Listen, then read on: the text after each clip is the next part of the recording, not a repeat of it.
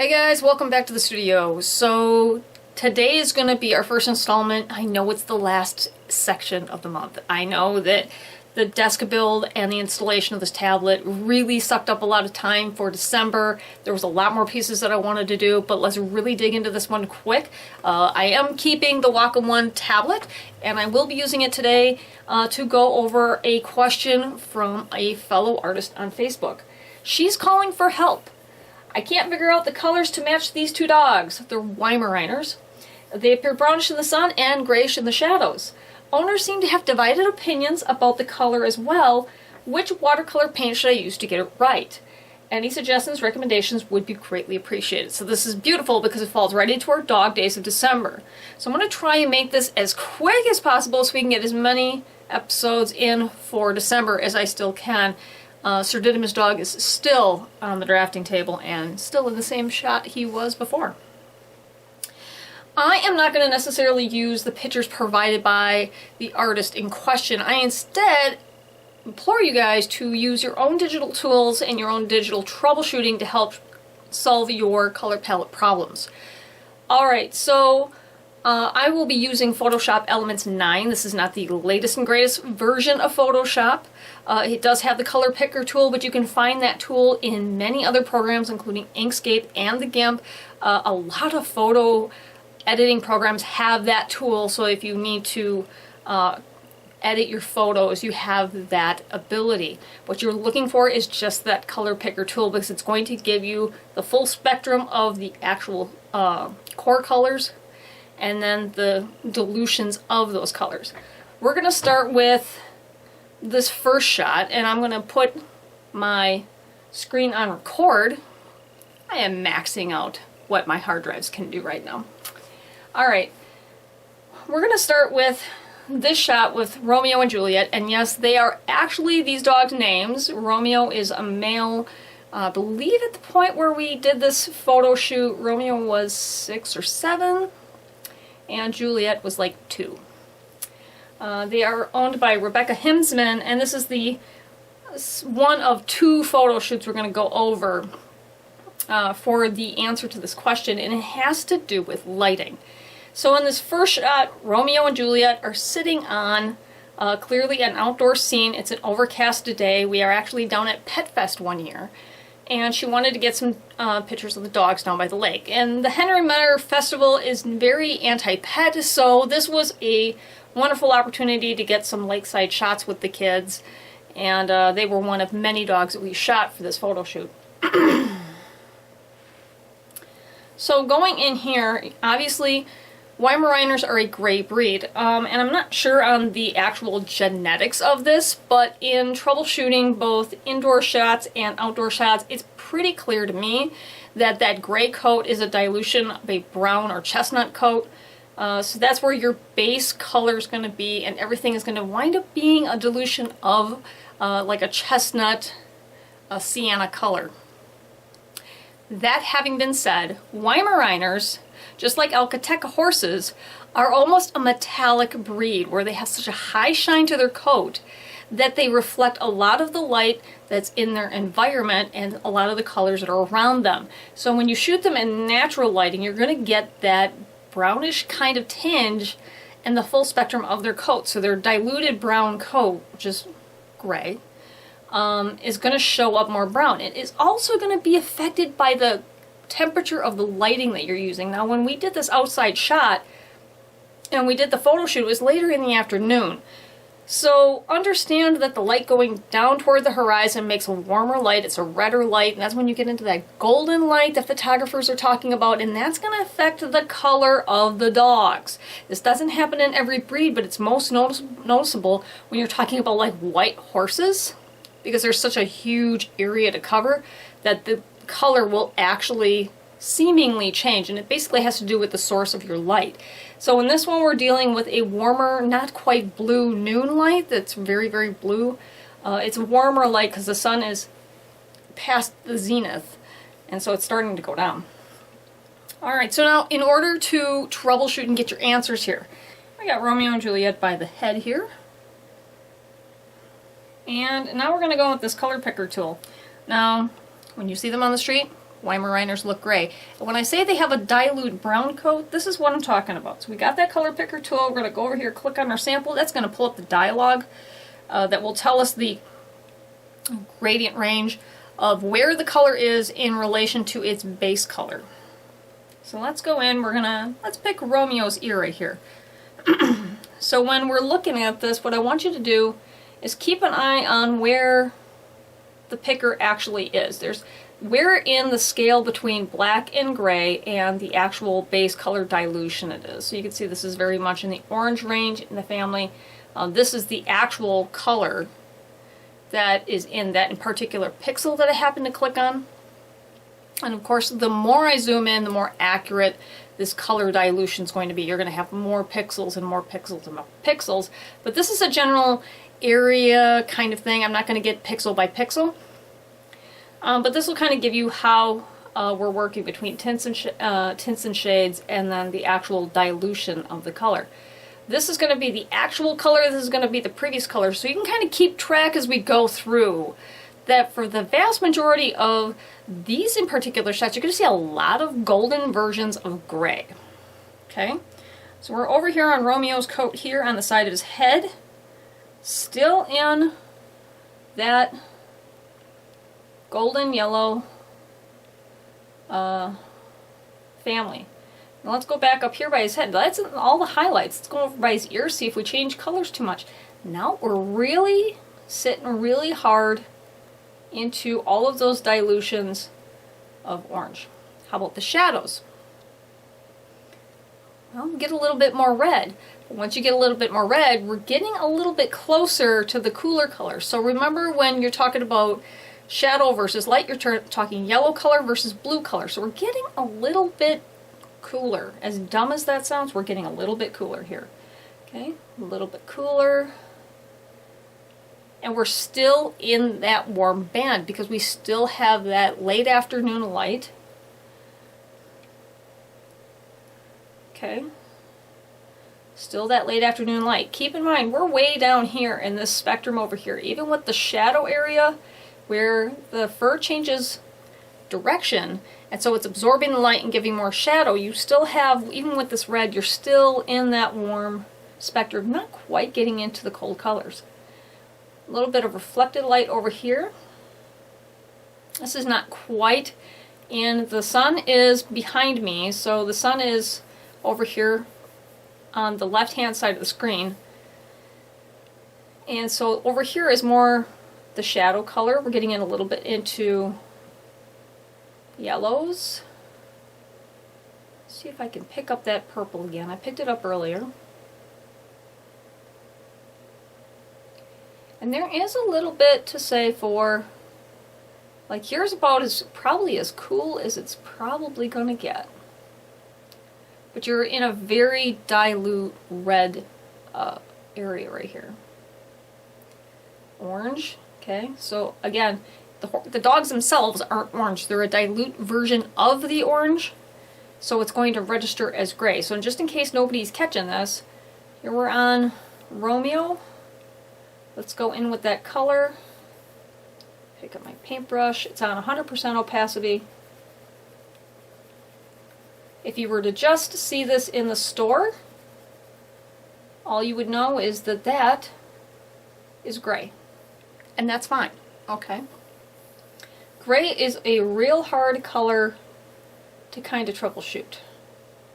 Let's go in, let's pick up our color picker again. See if we can't pick up maybe, there's this red gray, which, let's put the red gray next to the orange gray.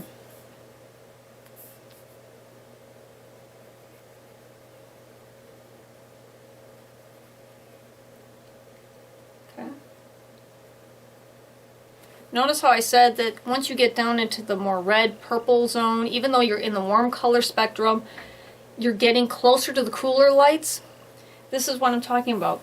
This gray versus that gray, this one's clearly a little bit of a darker value, but this one also is cooler in value. And this is where you get confusion with, am I doing a blue-gray or am I doing a orange gray or a warm gray.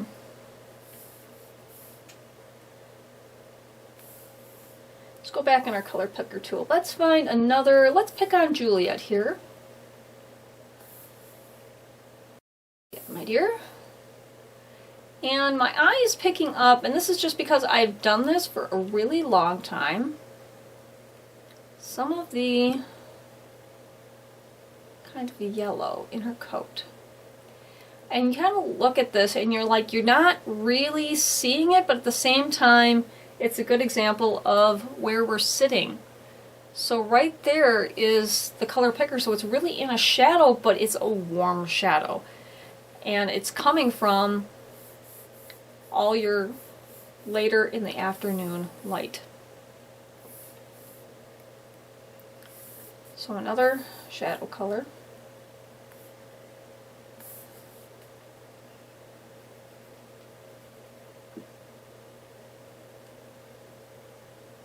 So just to say, Payne's Gray is a little bit simplified, because here you have an orange gray, who is a highlight color, a mid-tone level that's actually a red color, and it actually shows up blue, and then you have a shadow color that's another warm color, and this is where artists get so very confused, they get so very frustrated.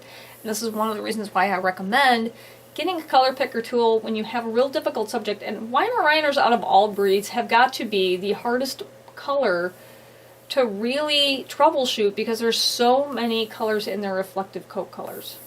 We know this dog, we know Romeo is gray, right? But look on the color picker where this reflected light is in his coat. Your eye would actually register it as brown.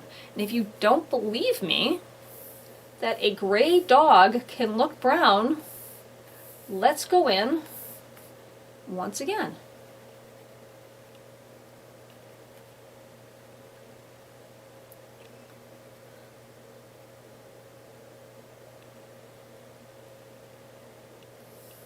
So there we sit with a very diluted version of, again, a sienna-esque color. So these are all outside shots. So how does that affect indoor shots? Well, this gets into the temperature of lighting. In natural lighting, you basically have your biggest light source being the sun, and it determines one flat level of your color. If it's at its zenith, it's usually a very blue light. If it's down toward the horizon, the more red and orange it gets, which is why you get into that golden light. We can artificially recreate that with different temperatures of light bulbs between soft white light and warm light and daylight, which is like the coolest light. You can recreate different effects with just indoor lighting and studio lighting. So this is a shot that we did a photo shoot for Romeo and Juliet. They were part of a larger shoot, and at the end of the day we just set the head of the table up for the dogs. And I kind of like the fact that I get to use these pictures during the season because it's very Christmassy, clearly. And this is a good example of warm soft white light versus daylight lamps, and how a Weimeriners coat and the metallic factor in their coat, which makes it very reflective, and you almost have to treat a Weimaraner's coat like chrome, and you really have to troubleshoot, is it reflecting warm light or cool light, and not letting it trick you and trick your eye. So over here on the right hand side, I have one of my studio bulbs that has a daylight light in it. So it's giving off a very strong blue light. There is an overhead lamp in the center of the room that has soft white light bulbs in it. So we're talking a warm light. There's another additional stand light that's off to the right, which I think has either a soft white light bulb, but it's so far off, it's not really throwing off the balance for the daylight lamp that is probably 2 feet off from these dogs. So let's talk about more frustration when you're talking lighting with Weimaraners and color neutral animals. This probably would fall into gray horses as well, and white horses. Alright, so back with our color picker tool. You guys are going to love this color picker tool. It's one of my very favorite tools when I have a difficult subject to learn.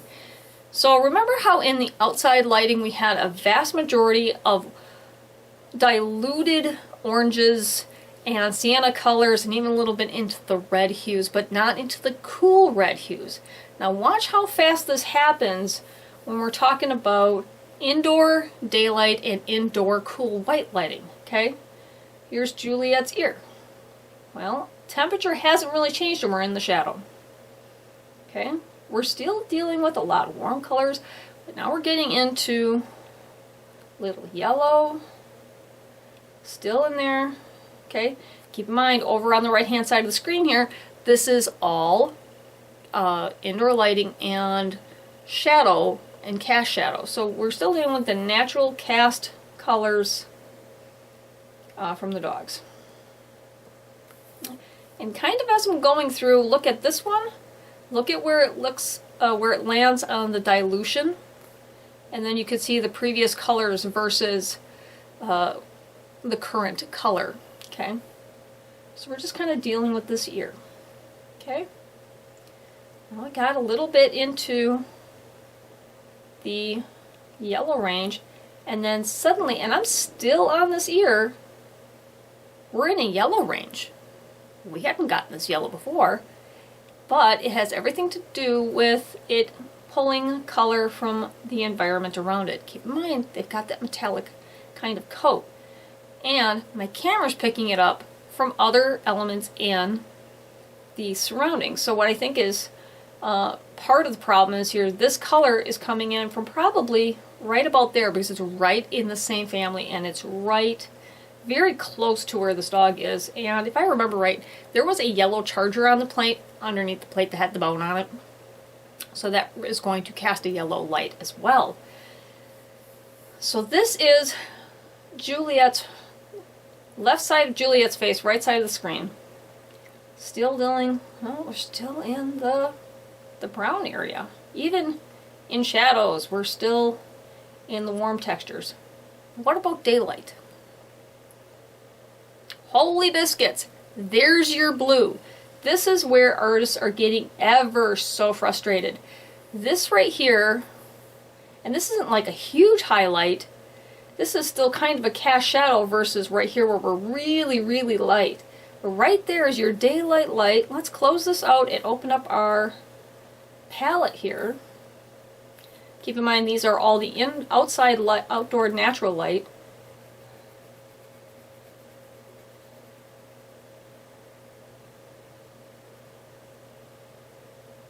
That's a huge difference. That's a huge difference. Okay? And that's right in here. Let's go pick out a smaller area that's like a highlight.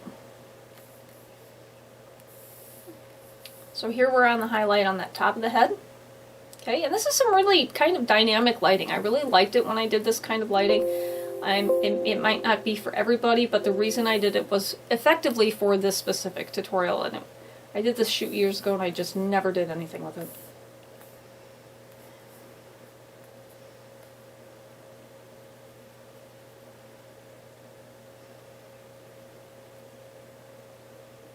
So even with the dilution kind of in the mid-range, that's still a highlight too, and it's still very, very blue. And it comes from your source light. Okay. So you would think that this whole ear over here would be of a warmer tone. And I need to pull up my color picker again. And for the most part, we've gotten rid of a lot of it. But because of the nature of fur, you're still going to have shadows that hold on to that natural color, because there's two ways of lighting. There's cold lighting from one side and warm lighting from the other. So while this is lit and it gives it depth, it's the opposite spectrum. So we're back down from the cool to the warm to the cool to the warm. We're bouncing back and forth. That's one of the reasons why I like this as such a dynamic piece. And on Juliet, it's really pronounced because you have, like, look at that color. That's just, and that's a shadow color in her ear, which right here, this is where your context of color really, really matters, because right in here, this all looks very rusty color. It looks like a browner version of red, or a browner version of gray. It looks like when we look at these colors here that aren't actually in a shadow, that we should have a blue base, or an orange base for it, and yet we don't. We have a blue base. Come on.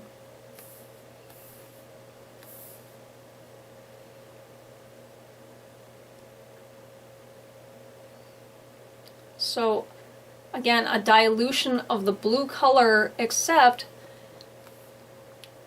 that it's more diluted than this first pick. Okay.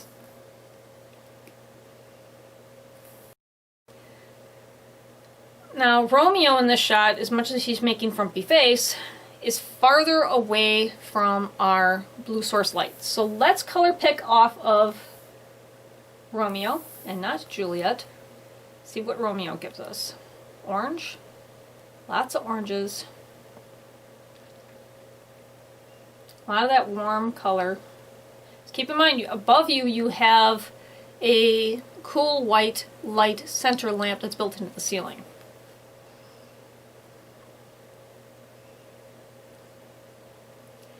And here,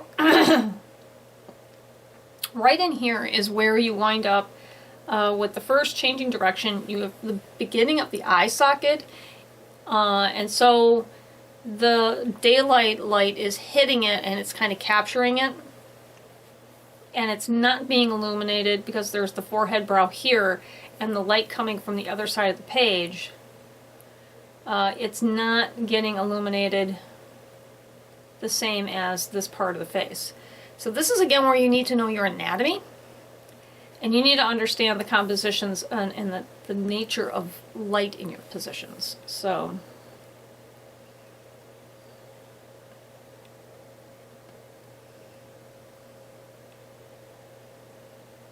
getting into the warmer tones again. Romeo's farther away than Juliet is from there, but the minute that we actually go, we're directly, Romeo's being lit by the side lamps, definitely in the blue family.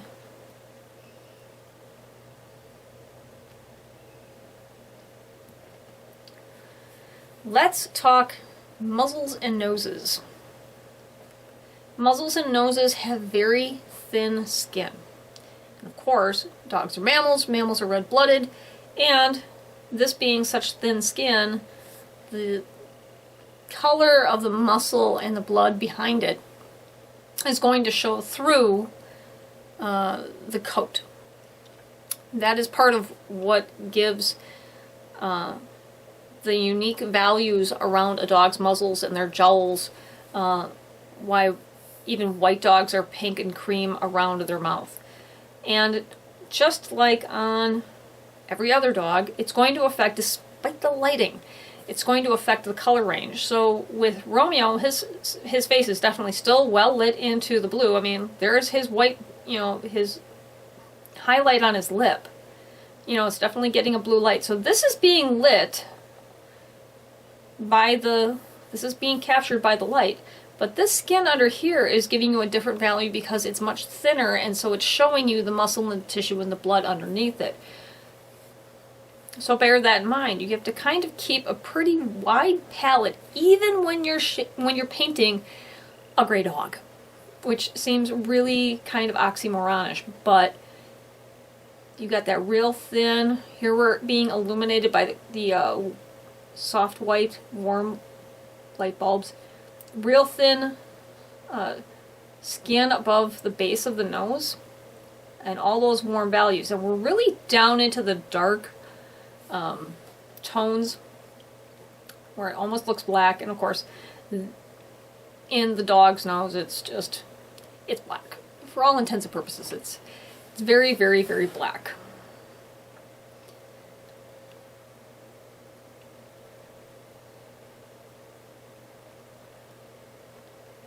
And it's not too unusual to see some reds down around the lips. Again, very blood-rich tissue right there that's very thin underneath the skin. There's another point on Romeo I want to take from this picture, and that is reflected color within a room of light.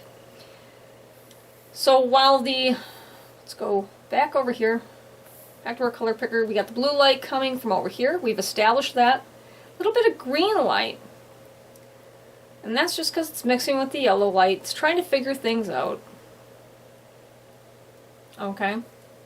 Let's go over by Romeo here.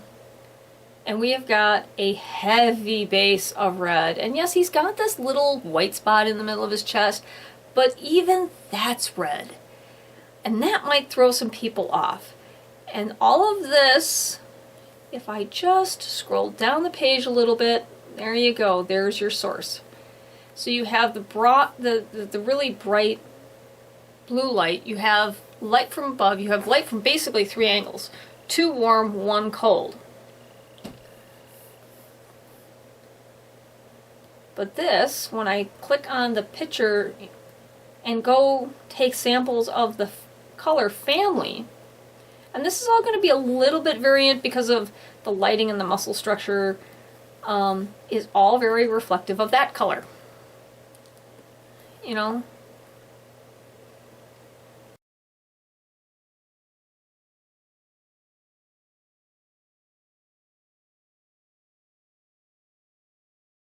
Cold.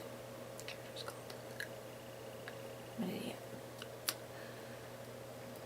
But a lot of the color reflected down on Romeo's chest is all from this red tablecloth. Now if you thought it was just Romeo, Romeo's actually closer to it than Juliet is, but I'm betting that if I go over here, I'm going to find the same thing. Juliet's elbow is very close to the table, and she's going to have that reflective tone too.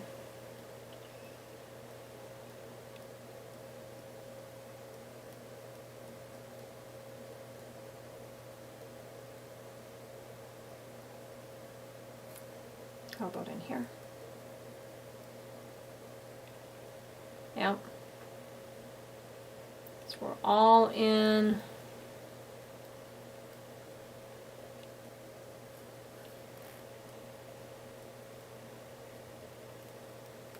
a way of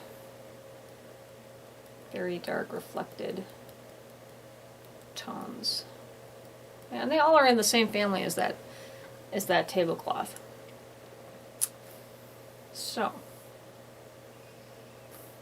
now, do I consider this cheating? No, I don't. I consider it troubleshooting.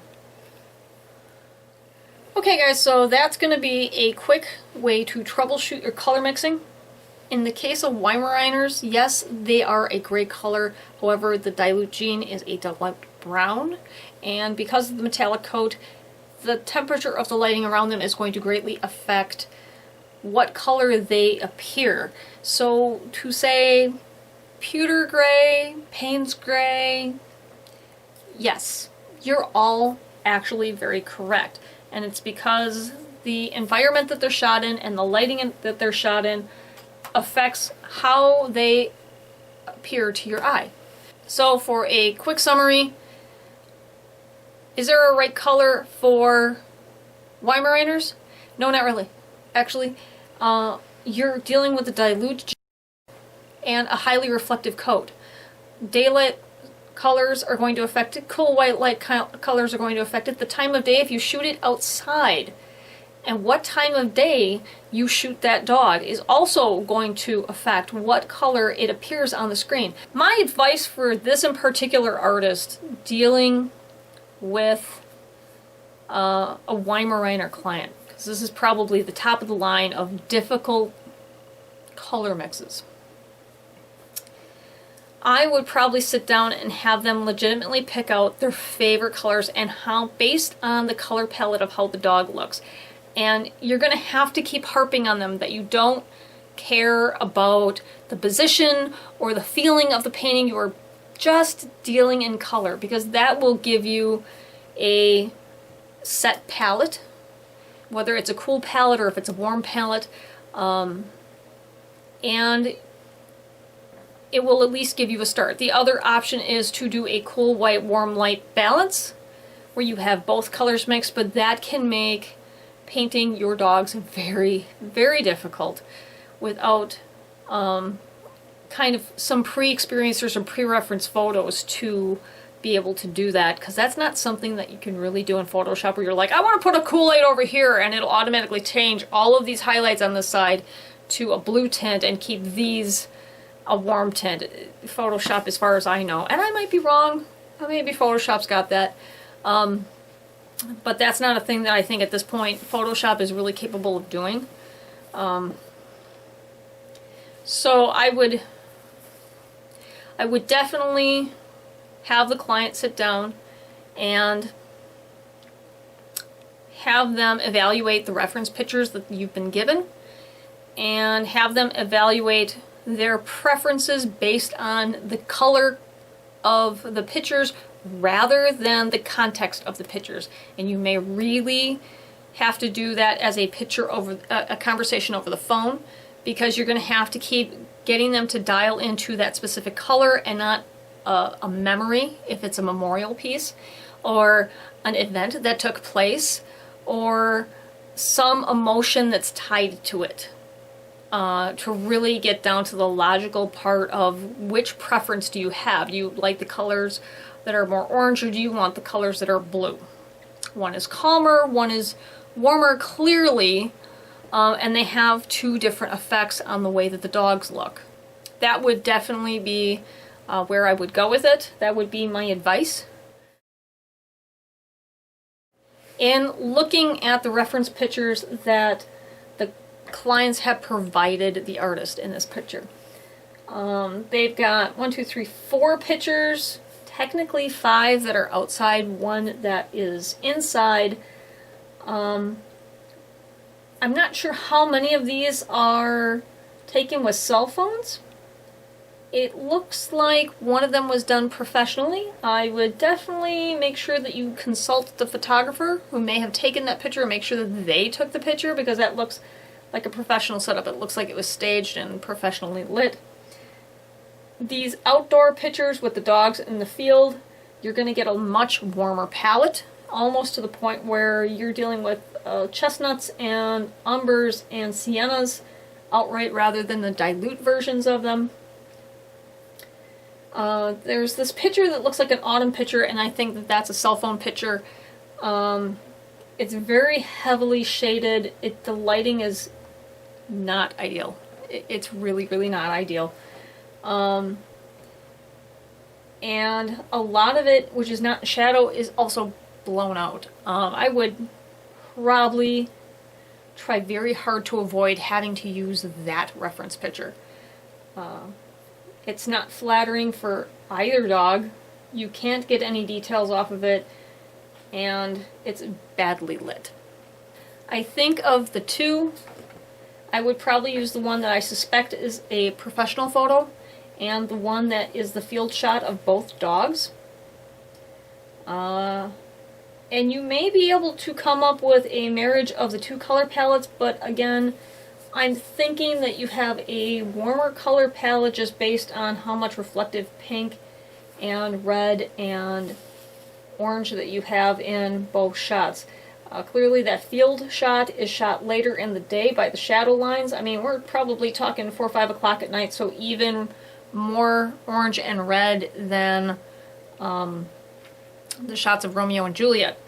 And that is why those dogs are appearing that red, is because you've got a orange-red light coming onto those dogs. That's why your subject's that color. The indoor shot that looks staged is going to have cooler tones with warmer highlights. That's going to be closer to your more polar shots like I have of Romeo and Juliet in the studio here when we did this Christmas shoot. But I would throw caution to the wind with working directly off of that one shot, because that does look staged. I would definitely cover my bases and make sure that that is not a professional picture. Because compared to the other pictures, it looks staged and it looks more professionally done compared to the other pictures. So that would be my input on painting weimeriners, gray horses, alcatecas, and any animals of a dilute, short-haired, and almost metallic coat. Treat them like you would treat chrome. It's going to reflect a lot of range of color, even though it's a dilute version of that color. It's going to reflect a lot of color and get very, very complicated when you change the source and the temperature of your lighting and the environment that the dogs are in.